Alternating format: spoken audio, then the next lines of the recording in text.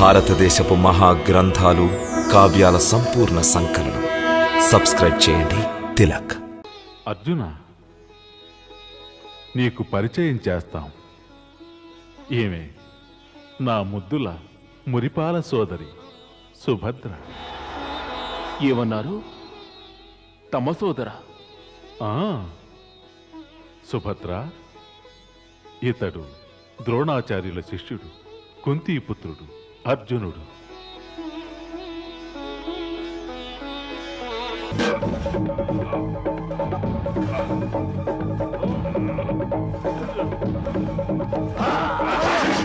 అంతే మేనలుడు, అంతే. భలే దుర్యోధన, భలే భలే దుర్యోధన. బహు శీఘ్రకాలంలోనే గదాయుద్ధ ప్రవీణుడవయ్యావు. నీ వంటి శిష్యుడు లభించినందుకు మాకు మహదానందంగా ఉంది. శీఘ్రకాలంలోనే ప్రపంచంలోకెల్లా నీవు సాటిలేని గదాధరుడువు కాగలవు. యశస్వీ భవ.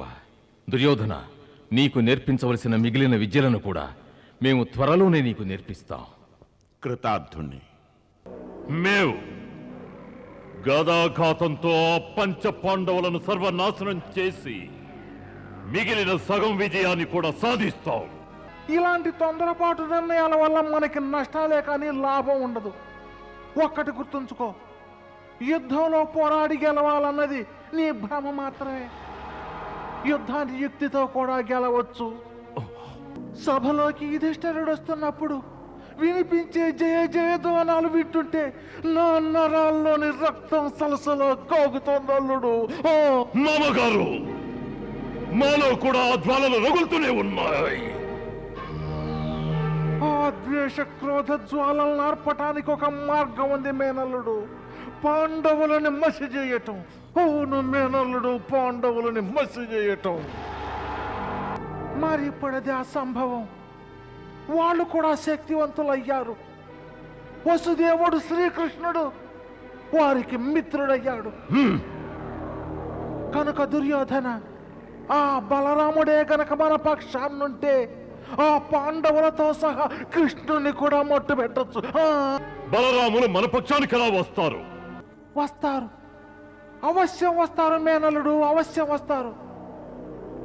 అయితే నీ వివాహం వారి ముద్దుల చెల్లెలు సుభద్రతో జరగాలి.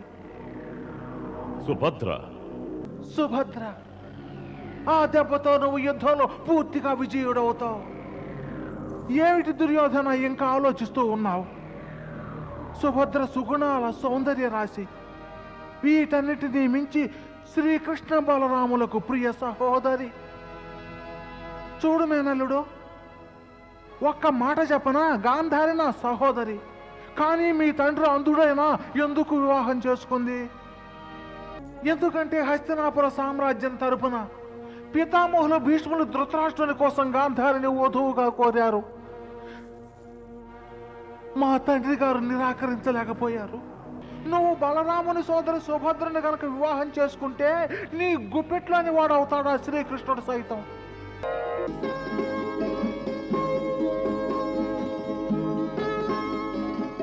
సుభద్ర, విడిచిపెట్టండి. విడిచిపెట్టాలని మేము నీ హస్తాన్ని పట్టుకోలేదు. నీవు మాకు జన్మజన్మలు సహధర్మచారిణిగా ఉంటే మమ్మ మించిన అదృష్టవంతులు ఈ పృథ్వీలో మరొకరు ఉండరు దేవి. అయితే తమరు మా అగ్రజులతో మాట్లాడండి. సుభద్ర, మేము చక్రవ్యూహాన్ని సైతం ఛేదించగలం. కానీ శ్రీకృష్ణుల వారితో ఈ విషయం గురించి చర్చించలేము. వారు మమ్ము అపార్థం చేసుకుంటే అది మేము భరించలేము. ఈ విషయం వారికి ఎలా తెలియజేయాలో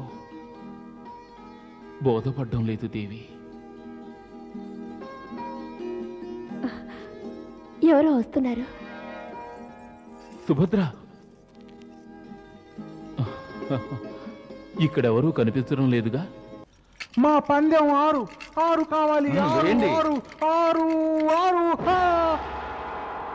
పడిందా ఇదే? మామగారు, నేడు మీకు కలిసి రాలేదనుకుంటా. ఇప్పుడు మేము ఇప్పుడు తమరే వెయ్యండి. చూసుకోండి, 4 4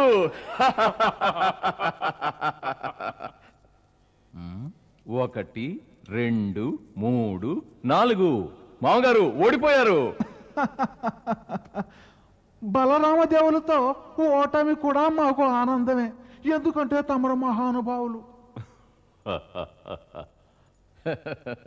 చాలు మామగారు, ఇక మేము వెళ్ళి విశ్రాంతి తీసుకుంటాం. దుర్యోధన, మనం మళ్ళీ రేపు కలుసుకుందాం. మా శిష్యుని గదాయుద్ధ ప్రావీణ్యాన్ని కనులారా చూడాలని మాకెంతో అభిలాషగా ఉంది. నిరభ్యంతరంగా వెళ్ళొస్తాం. మామగారు, తమకు ఓటమే.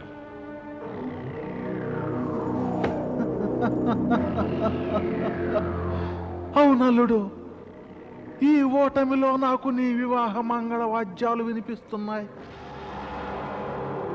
బలరాముణ్ణి ప్రసన్నం చేసుకోవాలనే ఇలా చేశాను.